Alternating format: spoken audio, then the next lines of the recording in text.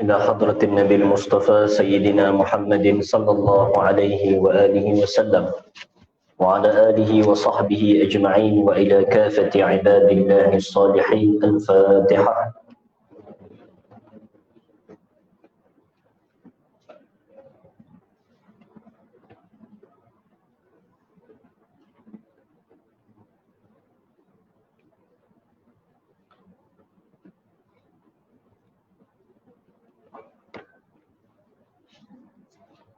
Assalamualaikum warahmatullahi wabarakatuh.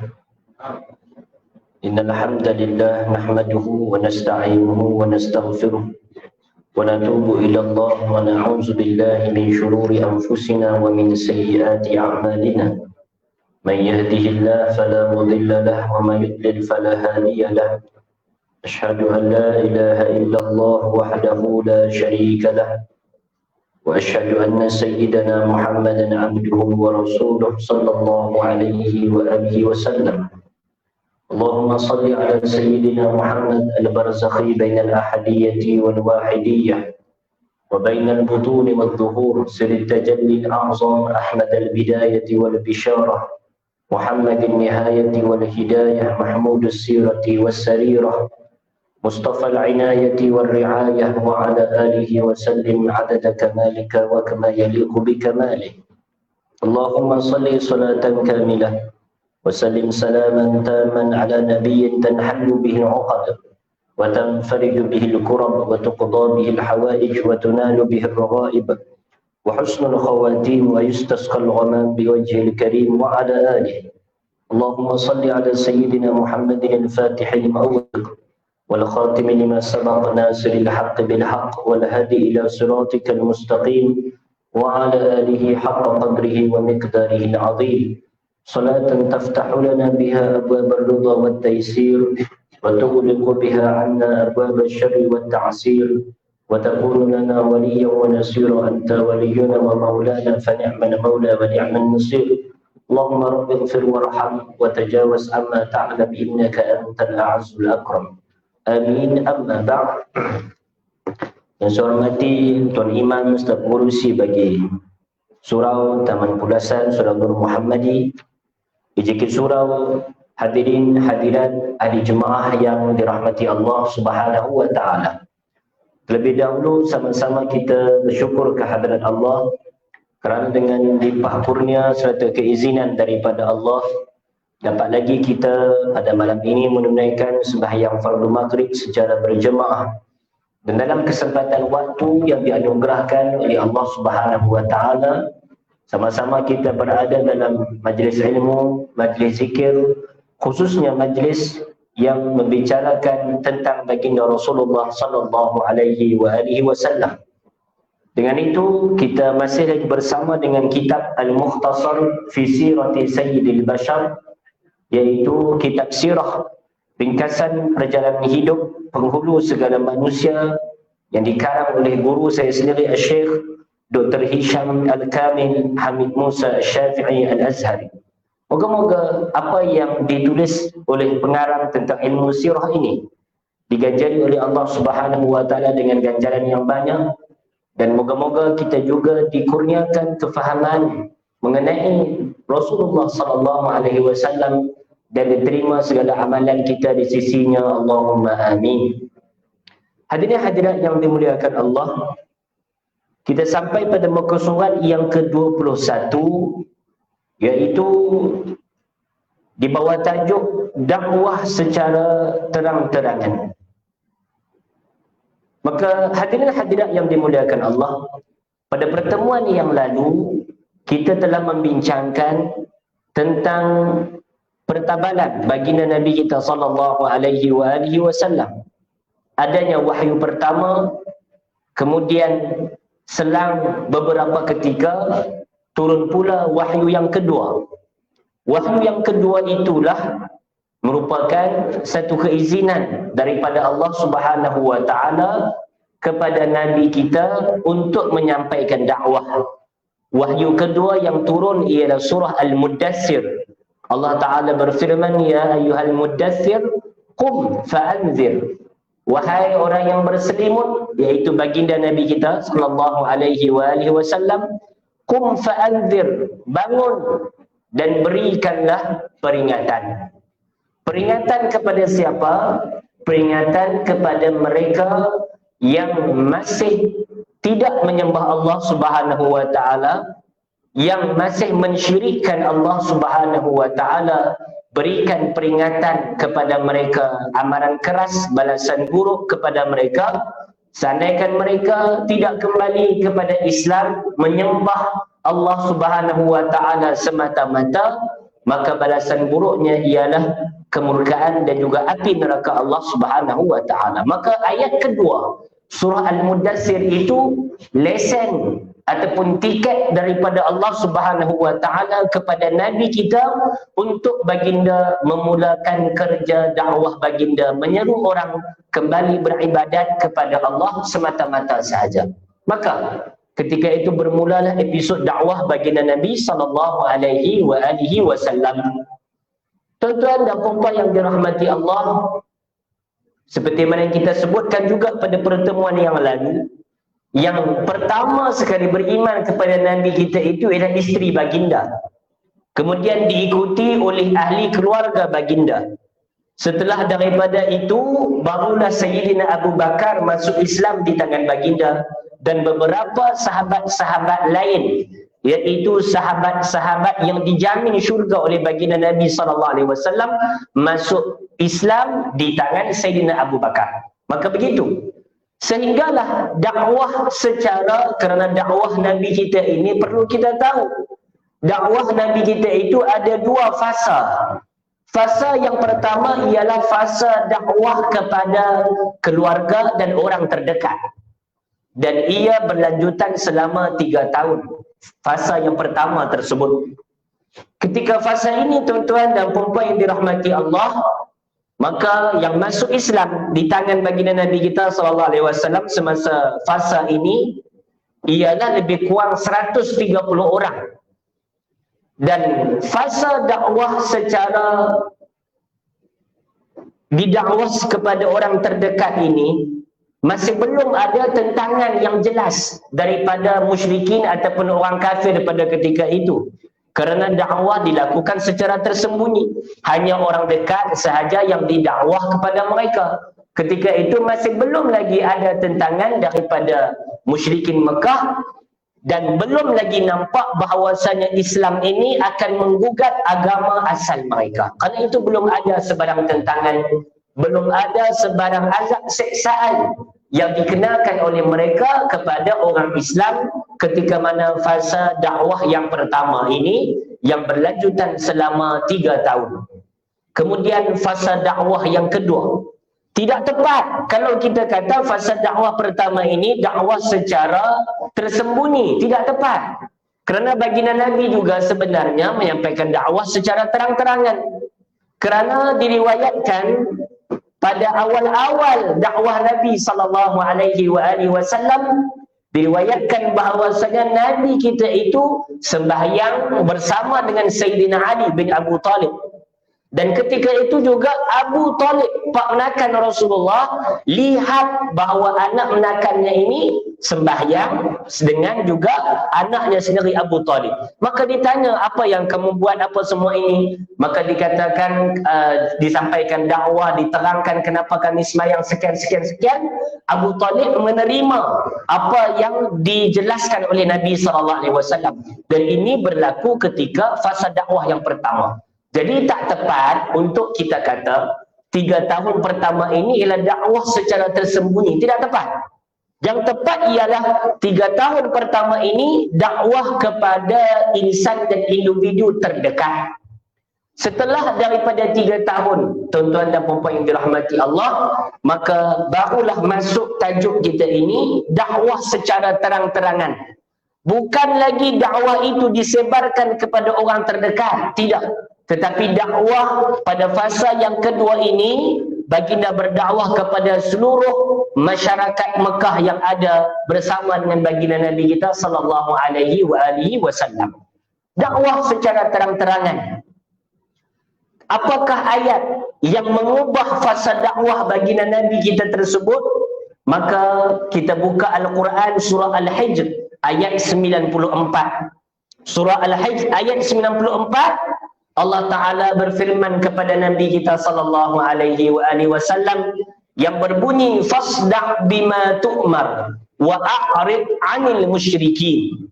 Yang bermaksud, wahai Rasulullah, zahirkanlah apa yang telah diarahkan oleh Allah Subhanahu wa Ta'ala kepada kamu, dan jangan kamu pedulikan tentangan daripada orang musyrikin tersebut. Ayat 94 surah Al-Hijr ini, tuan-tuan dan puan-puan, mengubah fasa dakwah baginda Nabi SAW yang 3 tahunnya itu kepada orang terdekat sahaja, tetapi ayat 94 ini mengubah dakwah Nabi kita itu supaya dakwah disampaikan secara terang-terangan, tidak lagi kepada orang terdekat, dakwah harus diluaskan skopnya. Ketika inilah Nabi SAW mendapat lesen daripada Allah, dakwah secara meluas, secara terang-terangan. Baginda Nabi kita itu naik ke Bukit Safa. Kita tahu kita ada Bukit Safa dengan Bukit Marwah. Kita sa'i dengan 2 bukit tersebut. Maka Nabi kita ketika mana mula menyampaikan dakwah secara terang-terangan, baginda Nabi berdiri di atas Bukit Safa. Berdiri di atas Bukit Safa, Nabi kita panggil sekian-sekian. Wahai Bani sekian, wahai Bani sekian, mari sini dengarkan apa yang aku nak sampaikan kepada kamu. Ketika itu, semua orang pakat keluar daripada rumah. Yang mana tak boleh keluar, hantar orang, tolong dengar Sat Muhammad nak kata apa tu. Maka ketika itulah Rasulullah SAW, tuan-tuan dan puan-puan, himpun penduduk dan masyarakat Mekah, kemudian dikatakan, wahai masyarakat dan penduduk Mekah, seandainya aku kata di belakang bukit ini ada tentera yang akan serang kamu, adakah kamu percaya kepada aku? Maka apa respon penduduk Mekah pada ketika itu? Wahai Muhammad, ma jarabna alaika kadhiban wa ma jarabna alaika illa sidqa. Kata mereka, wahai Muhammad, kami ini percaya kata-kata kamu, dan kami ini sepanjang hidup dengan kamu tak pernah lagi kami tengok kamu ini berbohong walaupun sekali, wahai Muhammad. Itu dia, tuan-tuan. Nabi kita sebelum jadi Nabi, maka Nabi kita jadi Nabi umur 40 tahun. Makna kata, baginda Nabi bersama dengan mereka 40 tahun tak pernah cakap bohong. 40 tahun tak pernah kelentong orang. 40 tahun sekalipun tidak pernah tipu orang. Ini kehebatan baginda Nabi SAW. Sebelum baginda Nabi ada mukjizat sekian-sekian, baginda Nabi boleh membelah bulan, baginda Nabi ada air yang terpancut daripada celah jari jemari baginda Rasulullah yang cukup sehingga digunakan oleh 300 orang sahabat pada ketika itu. Selain daripada itu semua, sebenarnya mukjizat Nabi kita itu ada pada susuk tubuh baginda Nabi sendiri. Nak cari mana, tuan-tuan? 40 tahun tak pernah kelentong orang walaupun sekali. 40 tahun tak pernah cakap tipu, tak pernah bohong orang walaupun sekali. Nak cari mana? Tak ada di zaman kita. Mungkin kita tak pernah jumpa orang hebat sebegitu, melainkan perkara itu hanya ada kepada baginda Nabi kita SAW. Kerana itu Allah Ta'ala puji Rasulullah. Allah Ta'ala sebut, wa innaka la'ala khulqin azim. Kamu itu, wahai Rasulullah, berada di atas akhlak yang agung. Apa maknanya, tuan-tuan? Maknanya para ulama tafsir menyatakan akhlak itu umpama kuda. Baginda Nabi itu yang menunggang kuda tersebut. Makna kata segala akhlak-akhlak yang mulia, yang elok, takkan ada orang yang mempraktikkan akhlak itu yang paling sempurna, yang paling hebat, melainkan baginda Nabi kita SAW. Maka 40 tahun baginda Nabi ini tak pernah orang tengok dia menipu orang. Nampak, tuan-tuan? Ini akhlak dan syakhsiat hebat baginda Nabi SAW. Kerana itu, tuan-tuan, Nabi kita tanya kepada mereka, percaya tak kalau aku kata belakang aku ini ada tentera yang akan serang kamu? Kami percaya. Kami tak pernah lihat langsung selama 40 tahun kamu ada dengan kami ini, kamu bohong walaupun sekali. Kami percaya wahai Muhammad. Ketika ini, tuan-tuan, mungkin kita bertanya, kalau Nabi betul-betul nak tarik mereka masuk Islam. Kenapa Nabi kita tak tunjukkan mukjizat tu? Betul tak? Nabi Musa, dia nak tunjukkan kebenarannya, maka mukjizat Nabi Musa itu ialah bila Nabi Musa lempak saja tongkat, tongkat tu bertukar jadi ulang.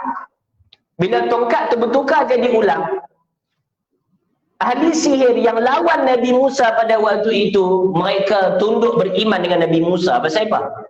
Sebab mereka punya sihir, tali mereka bila mereka lempar, tali itu tak bertukar jadi ulang pun. Tetapi orang ramai yang di sekeliling itu tengok tali tukar jadi ulang. Tapi sebenarnya tidak. Pandangan orang ramai disihir supaya mereka percaya tali itu bertukar jadi ulang. Tapi sebenarnya tak bertukar pun. Nabi Musa bila lempak saja tongkat, tongkatnya itu terus bertukar 100% jadi ulang. Jadi darah, jadi daging, jadi kulit, jadi urat. Memang ahli sihir nampak kenyataan itu di hadapan mata mereka. Dengan mukjizat itulah golongan pertama yang tunduk kepada Nabi Musa, yang beriman kepada Nabi Musa, ialah golongan ahli sihir yang lawan dia tu. Sebab mereka tahu, kami ni sihir, kami ni magic saja, kami ni magician. Tapi Musa ini betul-betul mukjizat. Kami tak tahu macam mana dia boleh datangkan kehebatan sebegini rupa. Kerana itu mereka beriman dengan Nabi Musa. Kalau Rasulullah nak orang percaya dengan baginda, Rasulullah boleh saja tunjuk terus mukjizat. Betul ketika itu? Tetapi tidak. Rasulullah tak tunjuk mukjizat. Rasulullah hanya tunjukkan diri baginda sahaja. Seolah-olah baginda nak kata, 40 tahun aku tak pernah bohong kamu. Tiba-tiba aku berdiri di bukit sofa ni, aku nak bohong kamu semua. Kamu sendiri mengakui bahawasanya aku ini tak pernah bohong. Adakah apa yang aku akan sampaikan nanti ini ialah satu pembohongan? Baginda Nabi tak perlukan mukjizat. Baginda Nabi hanya bermodalkan syakhsiah akhlak mulia sahaja untuk menundukkan mereka yang ingkar kepada baginda. Nampak tuan-tuan, ini hebat baginda Nabi kita sallallahu alaihi wasallam. Maka penduduk Mekah kata, wahai Muhammad, kami percaya. Kamu kata, walaupun mata kami tak nampak tentera yang di belakang bukit itu, tapi bila kamu sebut Muhammad, kami percaya. Mana kata tuan-tuan, mereka ini sampai satu tahap, sudah sampai satu tahap, mereka ni sudah tidak lagi percaya kepada mata mereka, lebih percaya lagi kepada Muhammad sallallahu alaihi wasallam. Itu hebat baginda Nabi sallallahu alaihi wasallam. Maka ketika itulah tuan-tuan dan puan-puan, baginda Nabi sampaikan dakwah, sembah Allah, masuk Islam, jangan syirikkan Allah. Semua yang ada pada ketika itu dengar. Dan masing-masing berfikir. Masing-masing minta ruang untuk balik nak fikir dululah apa yang Muhammad kata ni betul ataupun tidak. Kecuali seorang yang namanya Abu Lahab. Abu Lahab ketika itu, dia seorang yang cerca baginda Nabi kita sallallahu alaihi wasallam. Dia kata, tabban laka sa'iral yaum, Muhammad, celaka sungguh hang. Alihada jama'tana, semata-mata ini saja hang kumpul kami untuk dengar apa yang nak sampaikan ini. Dia cakap dekat Nabi kita celaka, Nabi kita tak balas, melainkan Allah Ta'ala yang balas bagi pihak Nabi SAW. Dengan sekali dia cerca Nabi SAW, diturunkan surah Tabbat yada Abi Lahab wa Tabb, celakalah Abu Lahab. Diturunkan sekali, dibaca sampai hari kiamat, balasan kepada dia yang hanya sekali mencerca, mengeji baginda Nabi kita sallallahu alaihi wasallam. Nampak tuan-tuan, baginda Rasulullah SAW ini sampai satu tahap baginda tak perlu pun balas. Allah Ta'ala yang balas untuk pihak baginda. Menandakan baginda ini wajib. Apa itu wajib? Ada kedudukan istimewa di sisi Allah Subhanahu wa Ta'ala. Allah Ta'ala balas direct siapa-siapa yang cerca, yang mengeji baginda Nabi kita sallallahu alaihi wasallam. Hadirin hadirat yang dirahmati Allah. Turun pula satu ayat yang lain. Wa anzir ashiratakal aqrabin. Surah Asy-Syu'ara ayat 214. Wahai Rasulullah, beri amaran pula kepada ahli keluarga kamu yang terdekat. Maka ketika itulah tuan-tuan dan puan-puan, baginda Nabi menghimpunkan ahli keluarga baginda, kerabat yang ada sanak saudara berjumlah 45 orang. Ketika itulah Nabi buat jamuan makan, dan lepas itu Nabi buat kenduri. Kemudian Nabi sampaikan perkara yang sama. Semua orang tak kata apa kecuali Abu Lahab turut mencerca Nabi SAW, tetapi Abu Talib bangkit pertahankan baginda Nabi kita SAW. Tuan-tuan nampak cabaran mula, bibit-bibit cabaran yang dihadapi oleh baginda Nabi kita SAW tak kala memulakan dakwah secara terang-terangan. Hadirin hadirat yang dimuliakan Allah, bila Nabi kita sampaikan dakwah, golongan pertama dan boleh kata golongan yang paling banyak tunduk beriman percaya kepada Nabi kita SAW itu ialah siapa? Golongan hamba sebenarnya.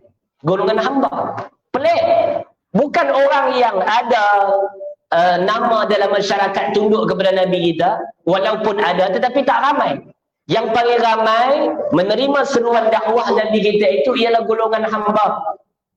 Dan Abu Jahal ketika itu, mana-mana orang ada nama orang hebat, dia dengar kata masuk Islam, maka dia terus pergi dekat orang tersebut, dia gertak, dia ugut, kalau hang masuk Islam, kalau hang teruskan dengan agama Muhammad, nanti kami lucutkan jawatan hang. Nanti hang akan jadi miskin, segala transaksi harta hang kami sekat. Ugut, Abu Jahal ugut. Itu kalau orang yang ada nama, orang hebat. Tapi kalau hamba, Abu Jahal dengar hamba masuk Islam, ketika itu Abu Jahal tak ugut dah. Dia terus seksa hamba-hamba tersebut. Kerana hamba ni tuan-tuan, apa dia? Hamba ini apa? Hamba ini binatang yang rupanya itu manusia. Tapi level itu level binatang. Rupa saja manusia. Jadi boleh buat apa sahaja dengan hamba, kasta masyarakat yang paling rendah sekali. Maka ketika inilah tuan-tuan dan puan-puan yang dirahmati Allah, dakwah secara terang-terangan. Fasa inilah, kerana dakwah sebelum ini Nabi kita tak terima tentangan daripada musyrikin Quraisy. Fasa dakwah ini tuan-tuan merupakan fasa ketahanan emosi dan jiwa baginda Nabi SAW. Dan tuan-tuan kena tahu, kerana apa? Kerana inilah sebenarnya punca baginda Nabi kita mendapatkan Isra wal Mi'raj daripada Allah Subhanahu wa taala. Kerana apa?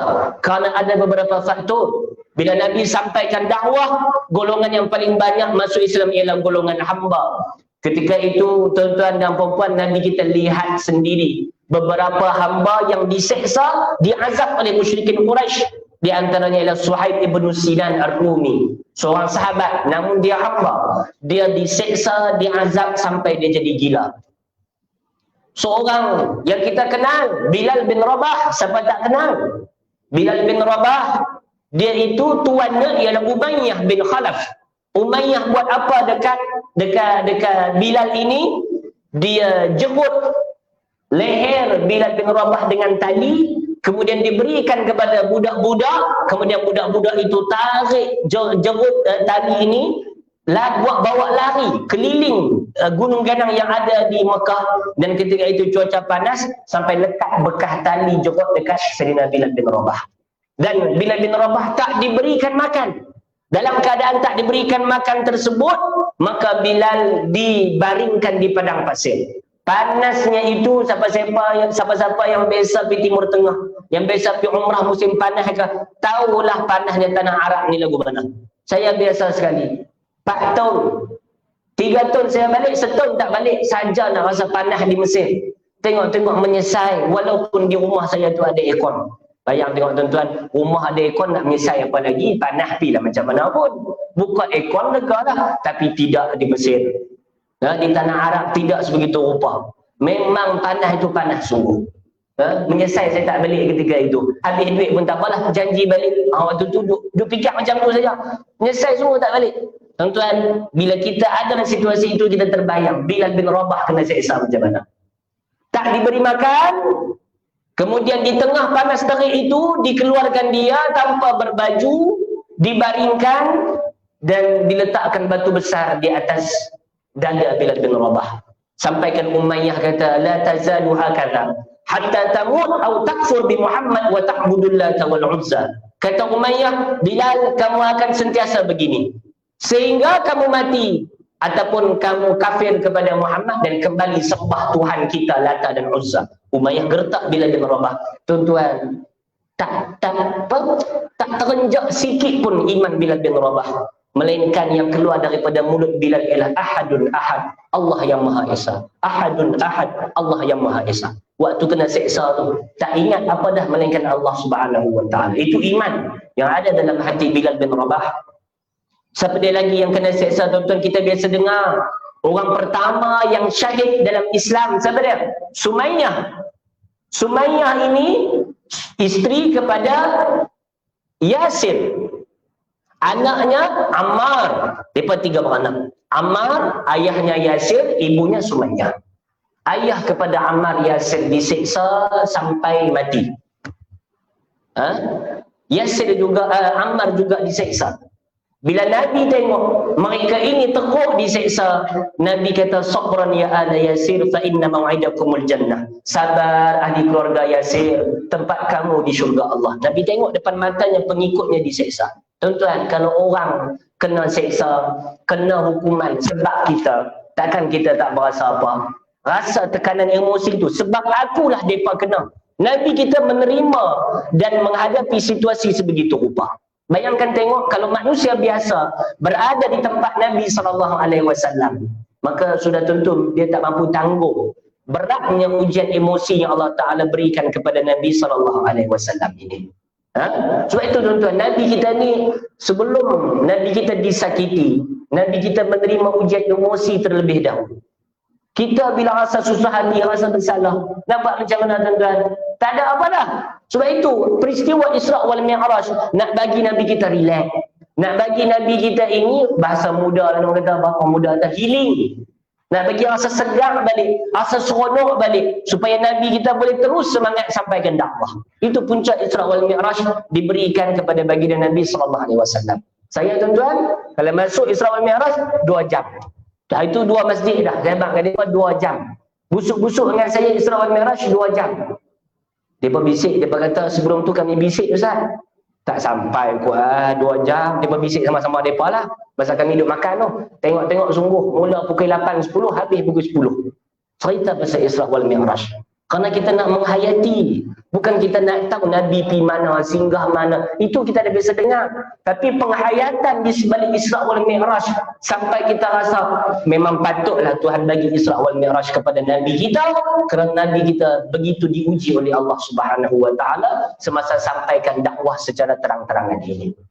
Tuan-tuan, siapa dia lagi tuan-tuan? Abu Fukaihah. Sumayyah tadi itu. Yasir suaminya mati diseksa. Sumayyah disulak oleh Abu Jahal. Maka tuan-tuan, mereka ini Nabi kita lihat mereka ini diseksa. Beberapa orang lagi diseksa di hadapan Nabi kita SAW. Maka ini yang Nabi kita kena lalui semasa dakwah secara terang-terangan. Tak cukup dengan itu tuan-tuan. Sudahlah hamba itu diseksa, anak Nabi SAW. Kerana sebelum Nabi kita itu dilantik menjadi seorang Nabi, maka kedua-dua anak Nabi kita itu berkahwin dengan anak Abu Jahal. Namanya Utbah dengan Utaibah. Utbah dengan Utaibah, kedua-duanya anak Abu Jahal dan menantu Nabi SAW. Tapi tak kala Rasulullah sampaikan dakwah, Abu Jahal perintahkan kedua-dua anaknya Utbah dan Utaibah ini, ceraikan Ruqayyah, ceraikan Ummu Kulsum. Maka diceraikan kedua-duanya. Nampak tuan-tuan? Dipaksa cerai oleh Abu Jahal. Nabi kita SAW semayang. Mai seorang yang namanya Uqbah bin Abi Mu'aid. Uqbah bin Abi Mu'aid tuan-tuan, bila Nabi tengah semayang di Mekah di Kaabah pada ketika itu, dia duduk dengan Abu Jahal dan sebagainya. Tiba-tiba dia bangun, dia ambil perut-perut dan tek-tek unta, kemudian dilumurkan di atas kepala Nabi SAW.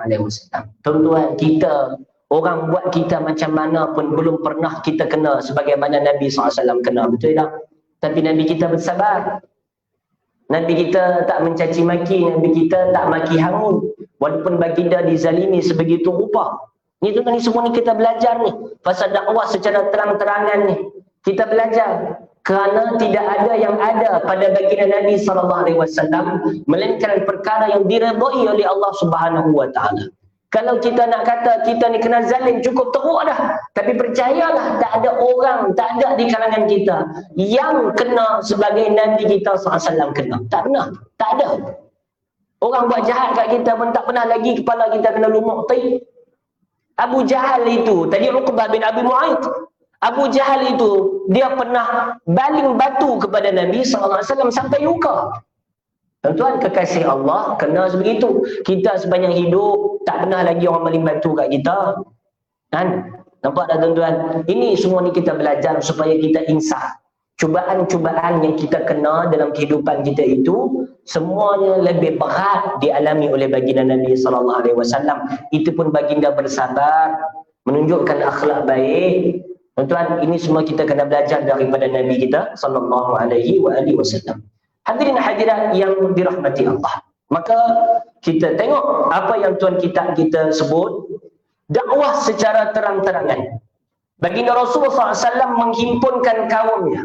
Lalu bersabda, apa pandangan kalian jika aku nyatakan kepada kalian bahawa tentera berkuda sedang berada di lembah berdekatan dengan kaki bukit ini, bertujuan hendak mengapa-ngapakan kalian. Adakah kalian akan membenarkan kataku? Jawab mereka, ya kami percaya. Kami tidak menyelidiki apa yang kamu nyatakan, melainkan semuanya benar belaka. Bertitik tolak dari sini, baginda Rasulullah SAW mengkhabarkan kepada mereka tentang agama yang baru dan pengabdian diri kepada Allah dengan menyatakan, katakanlah tidak Tuhan melainkan Allah, maka kalian akan berjaya ataupun kalian akan selamat. Penduduk Mekah tidak menolak sesuatu pun apa yang disampaikan oleh baginda Rasulullah SAW, melainkan Abu Lahab yang menolak ajakan baginda dengan buruk. Selepas dari peristiwa tersebut, orang ramai mula menyahut ajakan dakwah. Orang ramai di situ siapa dia? Yang paling ramai, paling banyak golongan hamba. Menyahut ajakan dakwah dan baginda Rasulullah SAW mula berdakwah kepada orang ramai siang dan malam. Masyarakat Quraisy mengganggu mereka yang masuk Islam dan dengan menyeksa mereka seperti seksaan-seksaan yang kita ceritakan tadi. Hadirin hadirat yang dirahmati Allah.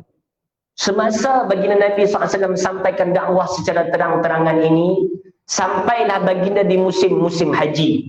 Bulan Rajab, bulan Sya'ban, Ramadan, dekat-dekat situlah bulan yang orang selalu ziarah Kaabah pada ketika itu. Maka tuan-tuan, mereka ni makin risau. Makin hari mereka nampak walaupun sudah ada azab dan siksaan tentangan yang diberikan oleh mereka, tetapi Islam makin berkembang. Ketika itu tuan-tuan, mereka berkumpul. Waktu haji dah nak dekat, orang akan ziarah Mekah. Lah ni kita kena kumpul dan kita kena sekat dakwah Muhammad ni daripada disampaikan kepada mereka yang hadir di Mekah ketika musim haji ini. Maka tuan-tuan, dia pakat lagu tu, maka dia pergi kepada seorang yang namanya Al-Walid bin Mughirah. Dia kata, Al-Walid, hang pun tahu kita ni sekian tak mau bagi mereka dengar dakwah Muhammad, kita kena buat sesuatu nak sekat dakwah Muhammad ini. Maka apa yang kita boleh buat wahai Al-Walid? Maka Al-Walid bagi cadangan, kita boleh sekat dia. Kita boleh bagi tahu dekat orang ramai, dia ini sekian, oleh itu jauhi dia. Maka apa kita nak kata kat dia, wahai Walid? Walid kata balik, hampa lah fikir, hampa bagi cadangan dulu. Kita kata dia kahin. Kahin ni pawang, tok bomo. Lepas tu apa yang Al-Walid kata tuan-tuan? La wallahi ma huwa bikahin. Dak, demi Tuhan, Muhammad tu bukan tok bomo, bukan pawang, bukan ahli ilmu hitam, bukan. Kita biasa dengar, kita biasa tengok tok bomo dan sebagainya, tapi Muhammad ni bukan. Datuk Walid, kita kata dia majnun. Boleh? Walid kata dak, dia bukan orang gila. Kita kata dia syair, penyair. Dia cakap tu boleh pukau orang. Kita nak kata dia syair pun tak boleh, tak betul. Kita kata dia sahir, ahli sihir. Walid kata kita pun kenal ahli sihir macam mana. Tak ada pada Muhammad ini. Tuan-tuan, setiap label-label yang mereka nak bagi dekat Rasulullah, satu demi satu mereka tahu kata benda mereka cakap tu tak betul terhadap Nabi kita SAW. Ini hebat ni. Nak cari mana ni? Orang benci dengan kita sebagai contoh, tetapi tak dapat nak temui titik kelemahan kita. Begitu baginda Nabi SAW sampaikan dakwah secara terang-terangan. Berlawanan dengan agama orang musyrik pada ketika itu. Tapi sampai satu masa, mereka nak fitnah Nabi kita. Mereka nak label Nabi kita sekian-sekian nama-nama yang buruk. Mereka tak jumpa. Dan mereka pun tahu kata yang kami cakap itu tak betul. Kak Muhammad. Ni hebat baginda Nabi SAW, tuan-tuan. Nampak tak? Lepas tu Al-Walid pun kata, yang paling dekat, kita nak boleh kata pun dekat dia, hak paling hampir pun, kita kata dia ni tukang sihir. Hak tu ialah yang boleh pun. Pasal apa? Sebab dia ni bawa satu ajaran yang memisahkan antara keluarga. Yang memisahkan antara suami isteri. Ya, ni macam tukang sihir dah lah ni. Maka tuan-tuan, mereka pun sepakat lah ni. Setiap orang yang mai dekat Mekah, kita kata dekat mereka, jangan dekat dengan Muhammad, dia ni tukang sihir. Sekali dia cakap dekat hampa, hampa akan terpukau, hampa akan masuk dalam agama dia dan tinggal agama yang hampa anuti sekarang ini. Maka tuan-tuan, begitulah cabaran-cabaran yang diterima oleh baginda Nabi SAW semasa fasa dakwah secara terang-terangan. Fasa dakwah secara terang-terangan ini pun berlalu sehinggalah sampai pada akhir tahun keempat kenabian. Akhir tahun keempat kenabian, ketika itu tuan-tuan telah mula telah mula penentangan daripada orang Quraisy, dan pertengahan tahun 5 kenabian makin kuat. Dan Nabi kita tak dapat satu jalan untuk menyelamatkan umat Islam. Baginda Nabi tak apa. Kerana baginda Nabi kita dijaga oleh Abu Talib. Baginda Nabi kita itu kalau kena pun tak teruk seperti mana golongan-golongan hamba pengikut baginda yang kena seksa pada ketika itu. Jadi Nabi SAW mengarahkan kepada umat Islam pada ketika itu. Dia kata Nabi SAW arahkan kepada mereka untuk berhijrah demi menyelamatkan agama dan menyelamatkan diri mereka daripada musyrikin Quraisy. Ketika inilah tuan-tuan, maka tajuk baru iaitu hijrah pertama ke Habasyah, Ethiopia. Di mana tuan-tuan? Sekarang ini Habasyah ini, kata guru saya, ialah berada di Sudan. Di Sudan. Ketika itulah di kawasan Sudan itu tuan-tuan, umat Islam berhijrah kali pertama. Sebelum berhijrah ke Madinah, mereka berhijrah dahulu ke tanah Habasyah yang sekarang ini di Sudan, berdekatan dengan Sudan.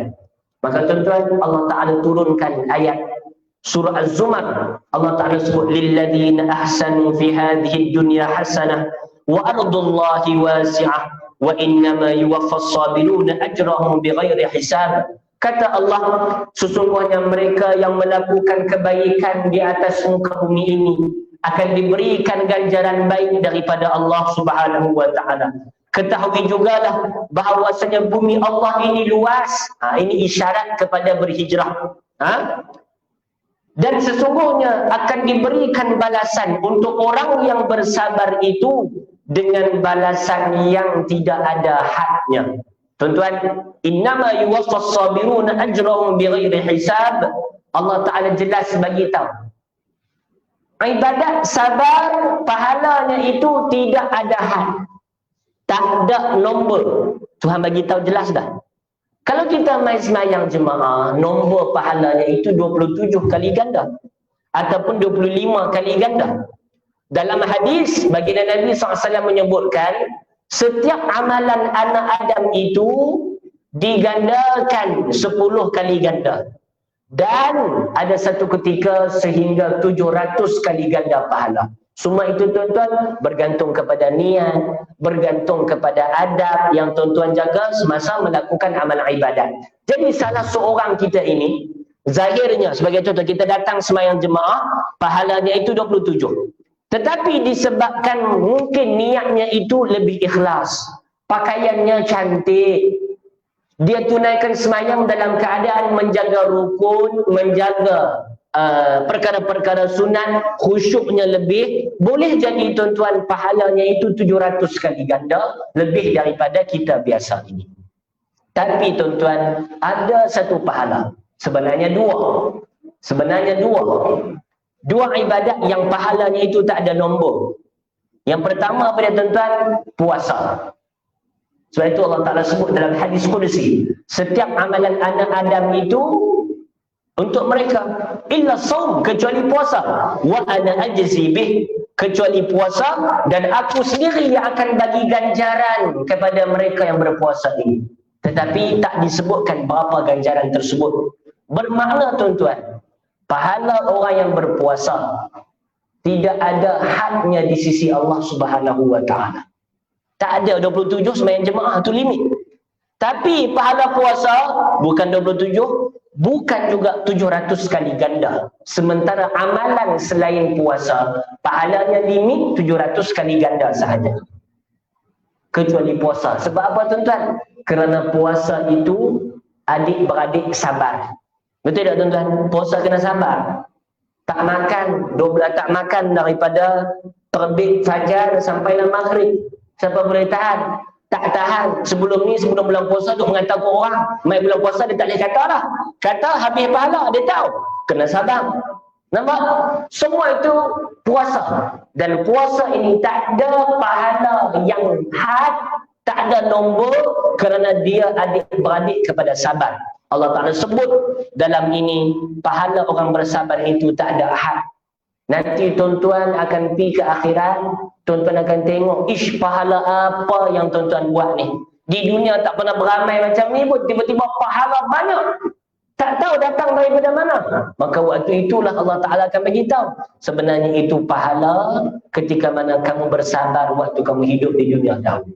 Sampai guru saya menyebutkan, bila kita tengok sahaja pahala sabar itu terlampau banyak, tak ada had pahalanya, kita bercita-cita kembali ke dunia dan mengharapkan diri kita ini diuji oleh Allah supaya kita bersabar. Sampai teratur. Kerana pahala sabar ni tidak ada had di sisi Allah Subhanahu wa Ta'ala. Sebab tu tuan-tuan, Allah Ta'ala sebut kepada orang Islam ketika itu, mana-mana yang bersabar dengan ujian, pahalanya itu tidak ada had di sisi Allah Subhanahu wa Ta'ala.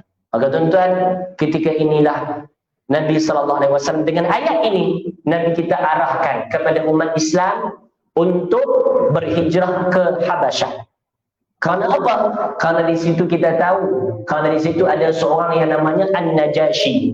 An-Najashi ini siapa tuan-tuan? Satu raja yang memerintah Habasyah. Perlu kita tahu, Habashi itu bukan, An-Najashi itu bukan nama sebenar dia, tidak. Bukan. An-Najashi, nama sebenarnya apa dia? Ashamah. Itu nama sebenar dia, Ashamah. Ha? An-Najashi itu gelaran. Siapa-siapa yang perintah Habasyah, kita panggil dia An-Najashi. Siapa-siapa yang perintah Mesir, kita panggil dia Fir'aun. Siapa-siapa yang perintah apa dia? Di Malaysia kita panggil raja ataupun sultan. Nampak tuan-tuan? Itu kita kena clear maklumat tu. An-Najashi bukan nama sebenar, tetapi nama bagi setiap orang yang perintah Habasyah. Nama sebenar beliau ialah Ashamah. Ashamah ni adil. Dan Nabi tahu kata dia ni adil, walaupun agamanya itu Kristian. Jadi pada bulan Rejab, tahun 5 kenabian, Nabi kita arahkan umat Islam sama-sama berhijrah ke Habasyah. Maka tuan-tuan, kita tengok ketika bertambah teruk siksaan musyrikin terhadap mereka yang masuk Islam, baginda Rasulullah SAW memerintahkan mereka supaya berhijrah ke Habasyah, membawa diri dengan agama yang mereka anuti.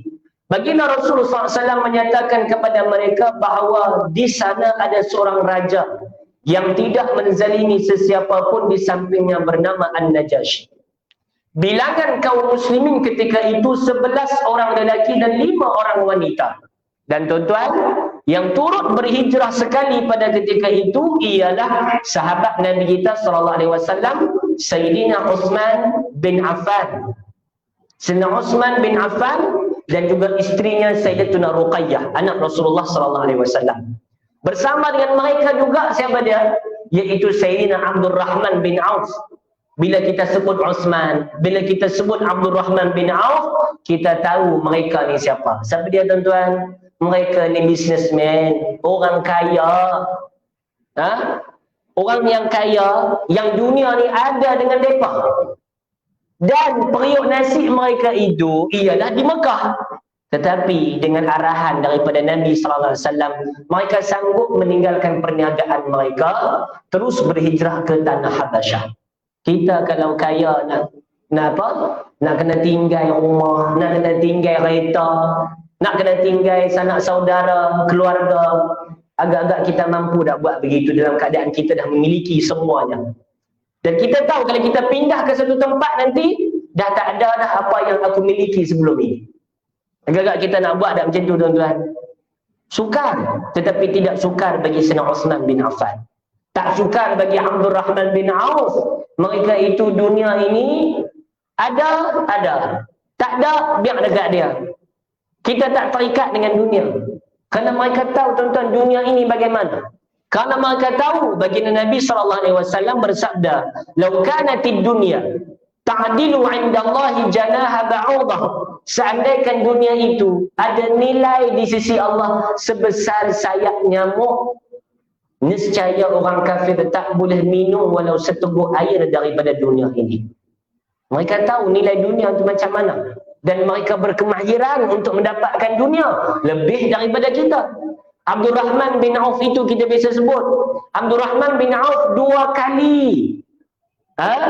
dalam seumur hidup dia, kali pertama dia sedekahkan ke semua harta yang ada dengan dia, tak tinggal sedikit pun, dan dia mulakan balik hidup dia itu dengan kosong. Abdul Rahman bin Auf pernah sekali dia sedekahkan separuh daripada semua harta yang dia ada, dan dia mulakan hidup dia dengan separuh harta. Tuan-tuan, mereka ni lepas tu kaya macam tu juga, berkemahiran mendapatkan dunia, bukan takdir. Tapi tuan-tuan, bagaimana dunia di sisi hati para sahabat? Tak ada nilai. Bukan tak ada nilai, mereka tak memandang besar dunia. Tak memandang besar dunia. Dalam keadaan mereka boleh mendapatkan dunia. Ini iman para sahabat, iman yang diajarkan, yang disematkan oleh baginda Nabi kita SAW. Ini hebat para sahabat kita. Baik. Peristiwa ini berlaku pada tahun ke-5 kenabian. Akan tetapi mereka yang berhijrah pulang semula ke Mekah pada tahun yang sama. Mereka pergi bulan Rejab, balik bulan Syawal. Sebab apa? Sebab mereka dapat info yang salah. Kerana di antara bulan Rejab dan bulan Syawal itu tuan-tuan, berlaku satu peristiwa. Nabi kita baca Quran surah An-Najmi. Tiba-tiba orang kafir dengar Nabi kita baca, dan orang kafir tunduk sujud ketika mendengar bacaan-bacaan ayat Al-Quran daripada Nabi SAW ketika itu. Berita itu tersebar, dan mereka kata orang musyrikin dah masuk Islam ramai dah. Tak apa dah kalau nak balik ke Mekah, hampa tak kena seksa dah. Dapat maklumat yang salah. Bulan Rejab pergi ke Habasyah, bulan Syawal balik semula, disebabkan maklumat yang mereka terima itu maklumat yang salah. Dan akhirnya disebabkan maklumat salah, mereka yang balik itu turut diseksa oleh musyrikin ketika itu. Nampak tuan-tuan? Maka itu peristiwa ini berlaku pada tahun ke-5 kenabian. Akan tetapi mereka yang berhijrah pulang semula ke Mekah pada tahun yang sama kerana menyangka bahawa keadaan di Mekah telah stabil dan ramai yang telah masuk Islam. Sikit lagi tuan-tuan, kita berhenti muka surat yang ke-24 tu lah. Lepas ni tak jumpa dah. Bukan tak jumpa dah lah. Lepas ni masuk kata lama pula lah nak jumpa. Tak jumpa dah, risau pula. Lama dalam bulan puasa lagi, sikit lagi tuan-tuan. Baik. Hijrah kedua ke Habasyah. Ketika golongan yang berhijrah pulang dari Habasyah, mereka mendapati keadaan di Mekah bertambah teruk dari sebelum itu. Sebab info yang salah. Betul tuan-tuan, info salah. Info yang mana tak betul, jangan kita cepat-cepat sebarkan. Adab kita orang Islam tak boleh macam tu. Sebab itu kita kena belajar surah Al-Hujurat. Surah Al-Hujurat, surah cerita mengenai adab. Dan Allah Ta'ala sebut antara adab orang beriman. Ni, adab orang beriman ke dah? Adab orang yang ada iman dalam hati dia. Ya ayyuhalladzina amanu, wahai orang beriman. In ja'akum fasiqun binaba'in fatabayyanu. Kalau apa-apa maklumat, berita sampai kepada kamu, wahai orang yang ada iman dalam hati dia, cek dulu. Jangan tergopoh gapa sebarkan berita itu, atau jangan kalut ambil tindakan. Tuhan sebut an tusibu qauman bijahalatin fatusbihu ala ma fa'altum nadimin. Kenapa kamu nak kena cek? Jangan kalut, teliti dulu, selidik dulu pasal apa? Takut-takut disebabkan kebobohan dan kejahilan kamu, orang lain terima kesannya. Dan kamu nanti akan menyesal dengan apa yang kamu lakukan. Tu ada orang beriman kita. Ini dah mentang-mentang kita tak suka dia. Dia undi parti lain, kita parti lain. Tunggu apa lagi? Sebab betul tak betul belakang kira. Janji dia jatuh. Janji dia tak boleh naik dah. Janji dia kalah. Janji nama baik dia itu tercemar. Betul tak betul apa kita kira? Tuan-tuan, mana adab kita orang beriman? Orang beriman tak boleh buat macam tu. Ini satu nasihat. Tak boleh buat lagu tu. Bukan semata-mata nama politik. Terus kita halalkan apa yang diharamkan oleh Allah Subhanahu Wa Taala. Terus kita tak patuh kepada adab yang ditekankan oleh Allah Subhanahu Wa Taala kepada orang beriman. Allah Ta'ala panggil tu ayat tu, ya ayyuhalladzina amanu, wahai orang yang beriman. Kalau saya suka terjemah, wahai orang yang ada iman dalam hati dia. Jangan tergesa-gesa, selidik dulu apa-apa berita sampai dekat kamu. In ja'akum fasiqun, mana-mana orang fasik mai bagi tahu kat kamu berita. Orang fasik ni apa dia? Orang yang melampaui hukum hakam agama Allah, tak patuh. Dan kita tuan-tuan hidup dalam masyarakat yang penuh dengan orang fasik, bukan penuh dengan orang soleh. Betul tak?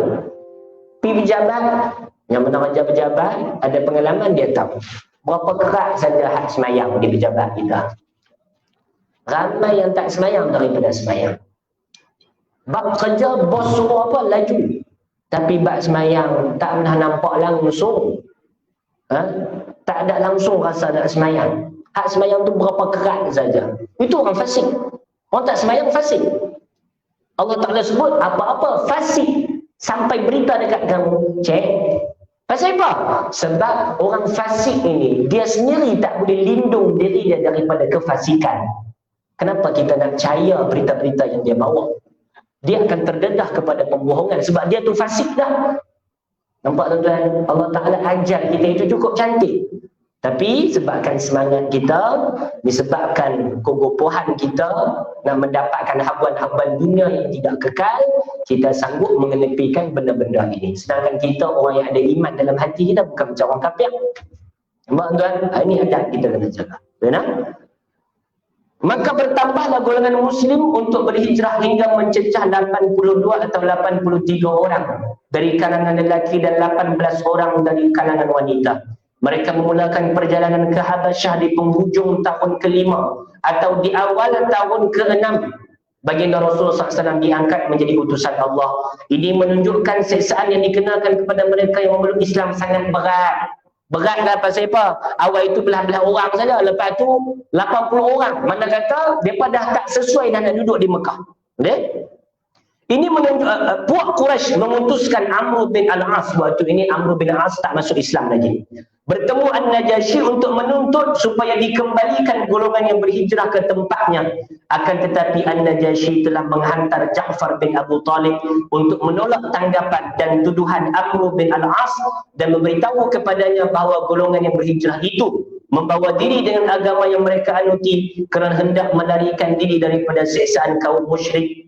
An-Najasyi menolak jawapan balas mereka dan melayani mereka dengan baik. Tuan-tuan, An-Najasyi adil. Amr bin Al-As dengan seorang lagi datang bagi bawa hadiah kepada An-Najasyi. Kembalikan golongan-golongan orang Islam ni kat kami sebab mereka ni caci agama kami, buat apa semua mereka buat je itulah. An-Najasyi kata, sabar-sabar dulu. An-Najasyi ni bagus. Walaupun dia Kristian, dia cek berita yang sampai dekat dia. Dia panggil orang Islam. Betul ke? Kamu ni, Amr bin Al-As kata, kamu ini sekian-sekian-sekian. Betul ke? Ja'far bin Abu Talib, siapa dia tuan-tuan? Abang Sayyidina Ali. Tua 10 tahun daripada Sayyidina Ali. Ja'far bin Abu Talib cakap benar di hadapan An-Najasyi. Wahai An-Najasyi, kami dahulu ini makan harta anak yatim. Kami melakukan kehinaan. Kami menzalimi orang yang lemah. Kami memutuskan silaturahim. Tuan-tuan, jaga silaturahim. Orang Islam tak boleh putuskan silaturahim. Apa silaturahim? Orang salah anggap. Silaturahim ini, tak boleh putus silaturahim. Dengan siapa? Dengan kawan. Dah, kawan kita tak panggil silaturahim. Walaupun kita tak boleh kalau tak bersembang dengan dia, kalau bergaduh, limit 3 hari saja. Okay? Tapi silaturahim ini apa dia? Silah. Silah itu apa dia? Hubungan. Rahim apa dia? Rahim si ibu. Oleh itu silaturahim hubungan rahim. Makna kata hubungan kekeluargaan. Kerana rahim ibulah yang menghubungkan kita dengan pak menakan, dengan adik-beradik yang lain, sepupu, sepapak dan sebagainya. Maka jaga silaturahim bermakna jaga hubungan kekeluargaan yang ada bersangkut paut darah keturunan dengan kita. Jaga silaturahim. Nabi SAW, Allah Ta'ala sebut dalam hadis, rahim itu ialah cebisan daripada rahmah. Dan Allah Ta'ala kata, sesiapa yang memutuskan, sesiapa yang menyambungkan ar-rahim, iaitu silaturahim, aku sambungkan dia dengan pahala dan rahmat daripada. Sesiapa yang memutuskan silaturahim, aku putuskan dia dengan rahmatku, aku sambung dia dengan azabku. Dan tuan-tuan, hubungan kekeluargaan kena jaga. Tak kira belah mana, jauh dekat, kena jaga, kena ziarah, paling kurang telefon tanya khabar. Jangan biar terputus. Amalan jahiliah apa dia? Ja'far bin Abu Talib sebut, kami dulu selalu putuskan silaturahim, tak pentingkan keluarga. Tu, Ja'far bin Abu Talib sebut dah, bila Nabi ini main, Nabi itu ajar kami sambung balik hubungan kekeluargaan. Bila Nabi ini datang, Nabi ini ajar kami untuk meraihkan anak yatim. Semua benda-benda bagus. Sekarang ini, wahai An-Najasyi, bila kami dah terima ajaran Nabi ini, mereka ini datang supaya kami kembali sembah balik Tuhan mereka dan kembali berperangai keji seperti mereka. Jadi An-Najasyi dengar itu, dia terbuka hati dia itu. Maka tak apalah, sudah balik Amr al-As, aku percaya dekat mereka ni lagi, mereka ni akan duduk dengan aku, kata An-Najasyi. Hari keesokannya Amr al-As tak putus asa, main lagi. An-Najasyi apa nak tahu dah, mereka ni keyakinan hati mereka dekat Isa lain. An-Najasyi Kristian. Tuan, maka tuan-tuan dipanggil sekali lagi Ja'far bin Abu Talib. Apa keyakinan kamu terhadap Isa? Maka Ja'far kata, terus terang kami cakap An-Najasyi, Isa itu ialah utusan Allah, hamba Allah, roh ciptaan Allah yang istimewa. Dicipta ada ibu tetapi tidak ada bapa. Dan dia bukan Tuhan. Maka An-Najasyi terima. Kerana An-Najasyi ini orang betul-betul pegang dengan ajaran Kristian, Nasrani. Bukan macam golongan-golongan yang menyeleweng. Ketika itu juga tuan-tuan Ja'far bin Abu Talib baca surah Maryam. Kaf ha ya ain sad. Sebab apa baca surah Maryam? Kerana ada kaitan dengan Nabi Isa. Dan juga An-Najasyi itu Kristian. Bila baca surah Maryam, tuan-tuan dan puan-puan, mengalirlah air mata An-Najasyi dengar bacaan-bacaan alunan ayat Al-Quran daripada surah Maryam yang dibacakan oleh Sayyidina Ja'far bin Abu Talib. Tuan-tuan, mereka berada di sisi An-Najasyi dengan aman. Para sahabat bercampur gaul dengan An-Najasyi. Sampai tahap apa tuan-tuan? Sampai satu tahap An-Najasyi ini bila bercampur gaul dengan sahabat yang ketika itu menunjukkan akhlak seperti mana diajarkan oleh Nabi kita, An-Najasyi masuk Islam di tangan Sayyidina Ja'far bin Abu Talib. Nabi kita hantar surat, An-Najasyi sekian-sekian ni dakwah, masuklah Islam semua. Bila An-Najasyi dapat surat itu tuan-tuan dan puan-puan, An-Najasyi tulis balik surat, wahai Muhammad Rasulullah, aku Islam di tangan Ja'far bin Abu Talib. Dan ketika itu juga tuan-tuan, bila An-Najasyi wafat, An-Najasyi tak biasa jumpa dengan Nabi kita. Oleh itu, siapa-siapa yang tak biasa jumpa dengan Nabi, hanya sempat jumpa dengan sahabat, kita panggil apa? Tabi'in. Oleh itu tuan-tuan, bila An-Najasyi wafat, maka Nabi kita keluar daripada masjid, Nabi kita bagi tahu An-Najasyi wafat hari ini, sama-sama kita semayang jenazah raib dekat dia. Nampak tuan-tuan? Satu-satunya tabi'in yang disembahyangkan jenazahnya oleh Nabi SAW, siapa dia? An-Najasyi, atau nama sebenarnya Ashabah. Maka tuan-tuan, lepas daripada hijrah ini, akhir tahun ke-6 hijrah, Sayyidina Hamzah masuk Islam. 3 hari selepas itu Sayyidina Umar Al-Khattab masuk Islam pula kerana doa Nabi SAW, ya Allah, engkau kuatkanlah Islam dengan salah seorang lelaki yang engkau cintai, sama ada Abu Jahal ataupun Umar bin Al-Khattab. Akhirnya orang yang dicintai oleh Allah itu adalah Sayyidina Umar Al-Khattab. Sayyidina Umar masuk Islam yang sebelumnya sahabat-sahabat kata apa, Umar ni takkan masuk Islam selagi mana keldai dia tak masuk Islam. Apa mana tuan-tuan? Mustahil dia masuk Islam. Dan abang itulah. Tapi disebabkan doa Nabi SAW, Umar masuk Islam kerana mustajabnya doa baginda Nabi kita SAW. Banyak lagi tuan-tuan perkara menarik yang kita nak kongsi mengenai sirah, peristiwa-peristiwa pengajaran yang kita boleh ambil daripada pengajian sirah ini. InsyaAllah selepas daripada Ramadan kita jumpa balik, kita akan bicara mengenai tajuk pemulawan boikot tahun ke-7 kerasulan, insya-Allah. Kerana itu dahulu Allah Subhanahu wa taala a'lam. Minta ampun, minta maaf kalau terkasar bahasa, tersalah bicara, ambil masa tuan-tuan yang agak lama pada malam ini. Selamat berada dalam bulan Sya'ban dan juga selamat buat persediaan untuk memasuki bulan Ramadan. Moga segala amalan kita diterima oleh Allah Subhanahu wa taala. Allahumma amin. Subhanakallahumma wa bihamdik, أشهد أن لا إله إلا أنت أستغفرك وأتوب إليك.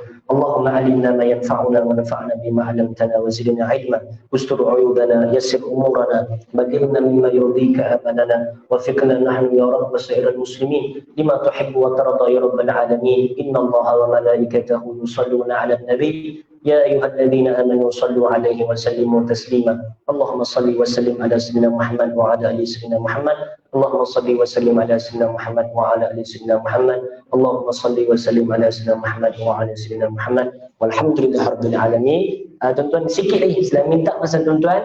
Sebenarnya kita nak tangguh kuliah kita ini, sama-samalah kita berselawat kepada Nabi kita SAW.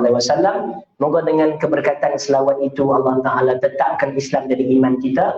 Allah Ta'ala bagi taufik kepada kita untuk melakukan amalan ibadat, dan Allah permudahkan kepada kita untuk menunaikan haji dan juga umrah pada tahun ini dan juga pada setiap tahun, insya-Allah, dengan keberkatan bagi Nabi kita sallallahu alaihi wasallam.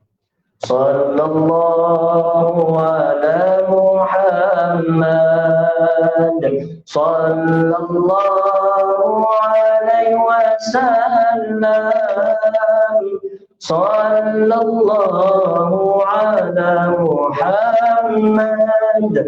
sallallahu alaihi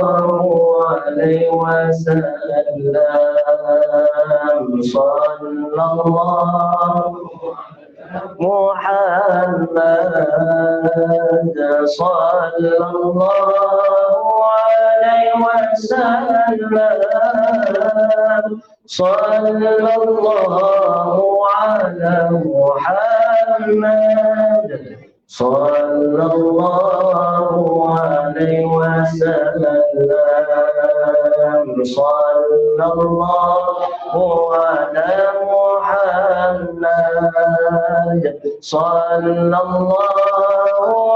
alaihi wasallam, sallallahu ala Muhammad, sallallahu alaihi wasallam, sallallahu ala Muhammad, sallallahu alaihi wasallam.